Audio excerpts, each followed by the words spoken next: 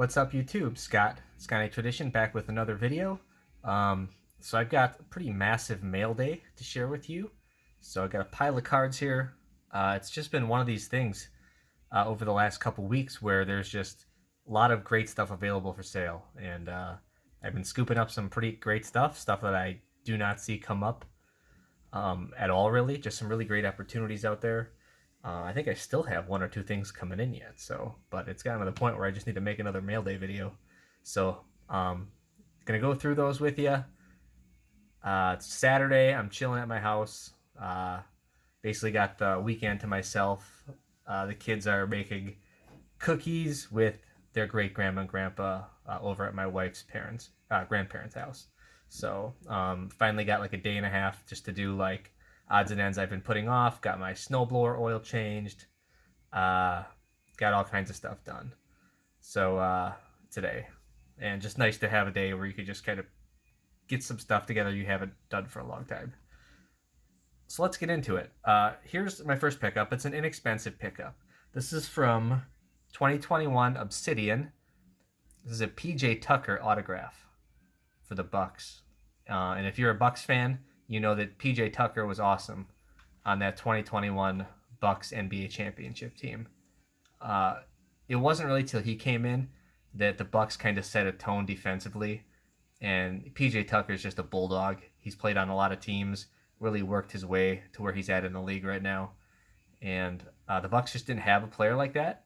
And he came in and was that bulldog kind of player. Him and I'd say Bobby Portis really set the tone just with their toughness. Guys that came in and just wouldn't take no for an answer. So I think this is under $10 this pickup, but just a cool card. Love to add it to the PC.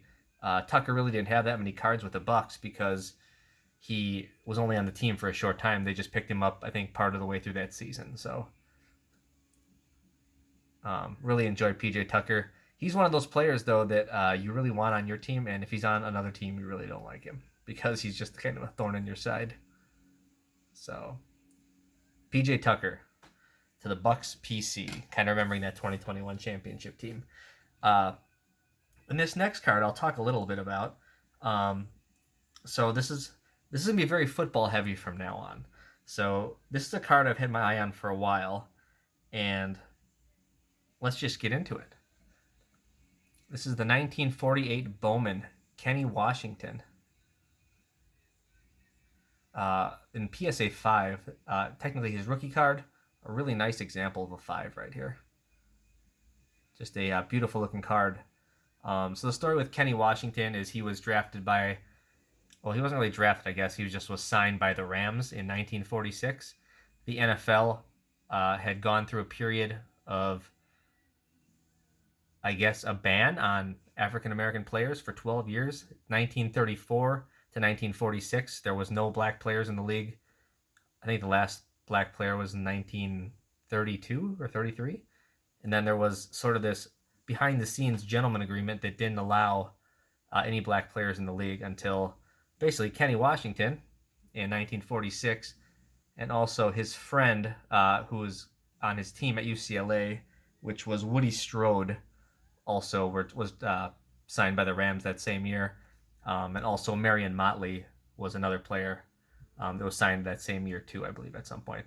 The first couple African-American players that reintegrated into the league. So yeah, you hear a lot about, the Jackie Robinson story in baseball and that integration and how that happened. But the football thing is kind of a mystery of all, you don't really hear as much about it. And the interesting thing was there was a lot of African-American players. I wouldn't say a lot. There was at least some, though, a good portion, that played all the way through the, mid to late 1800s to early 1900s for colleges. During the time, college football was a lot more popular than pro football. So a lot of the players would play that. And then finally, pro football started to come around the late 19 teens, early 20s, when the pro football first formed, and then the NFL would form at some point years down the road. But at that time, one of the main players, his name was Fritz Pollard, who was a running back, and he was also the first African-American coach. This was in the late teens, early 20s. I think it was 1920 when Fritz Pollard would have been signed. He was a running back. And And then there was a handful of players throughout the league, in the 20s. Never a huge percentage of players, African American players, but there was always maybe like 5 to 10% around the league. And then they started to get phased out around the 1930s for whatever reason. And then there ended up being this gentleman's agreement. Some people theorized that maybe it had to do with like the Great Depression and not a lot of people were getting jobs, and America didn't want to see African American players having jobs, which is absolutely ridiculous. But they didn't want to see them having jobs when maybe there were white people out of work.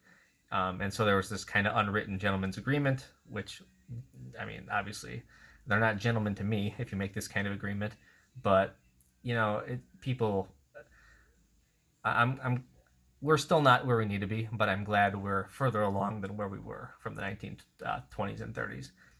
So it wasn't until 1946 when they decided to reintegrate 12 years later, and Kenny Washington was a big part of that. So really cool card right there. So the Rams were the first team to reintegrate players into the NFL, African American players. The last team to reintegrate African American players was the Washington Redskins, which took them till 1962 to have a black player on their team, which I find, I mean, that's like 16 years after this happened. So they were the last holdouts, and I think it was theorized at the time that the owner of the Redskins was the person that had started this 12-year ban to begin with and brought it up. So it's just interesting how it all played out, but it is a piece of history, whether you like it or not, and really happy to have this Kenny Washington card. Unfortunately, Kenny Washington was pretty beat up by the time the Rams actually signed him, and had bad knees. Still averaged over 6 yards per carry as a running back, but only played 2 or 3 years for the Rams before he retired. But was a great player at UCLA. Has his number retired there. So unfortunately, it would be nice if he would have gotten to play a little earlier than 1946. But really happy to have that card either way. And yeah, him and Woody Strode were the first two players to reintegrate in 1946. So real happy with that one. All right, moving along here. So I picked up 2 cards from this gentleman. His name is Ryan. Met him in Garrett Card Cutters autograph group on Facebook. I met him like a year or 2 ago, and he has a lot of awesome cards. He did the whole Hall of Fame football set, and he decided to move a few of those cards. And I was able to finally make a deal with him for this card as one of them. The 1960 Topps Forrest Gregg rookie card autograph. Just a beautiful example here. Not a ton of these.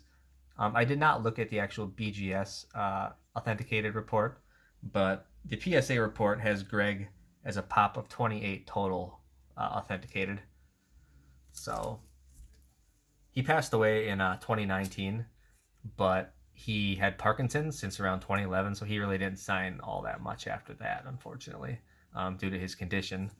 And Gregg, for those of you who don't know, one of the best players in pro football history. Vince Lombardi called him the best player he ever coached. Great offensive lineman, 9-time All-Pro for Forrest Gregg. Just a hell of a player. Part of the 75th and 100th anniversary team as well. So real excited to get that card of Forrest Gregg. I did not have that autograph rookie card of him. I'm kind of slowly working on, I've done the Packer PSA Team Hall of Fame set registry for the longest time now. I've been working on that for a decade. And since I've got all those, it's kind of fun to do a autograph set alongside of it. Some of them are going to be impossible to find, but I think Gregg was a big one. I'm kind of glad to get that one off the list. Another card that I had that he had that I needed was this one, the Paul Hornung rookie card signed. So take a look at that beauty there. Real excited to have that one. Hornung, not nearly as scarce as the Gregg. The PSA Pop Report has these as 88 total authenticated. So, of course, Hornung, big player for the Packers, won the MVP of the league in 1961. And also part of the 60s all-decade team, 3-time All-Pro. He did pass away in 2020. Real happy to have that one too. That's another one off the list. Again, not quite as scarce as the Greg, but still, you know, a great card to have. So happy with that one. And then I was able to pick up a couple of awesome Aaron Rodgers rookie cards that came up for sale on eBay. And the theme for these two would be gold. If I would have to say a common theme. So this is the first one. Let's show this one here. This is from 2005, Longevity, Leaf Rookies and Stars.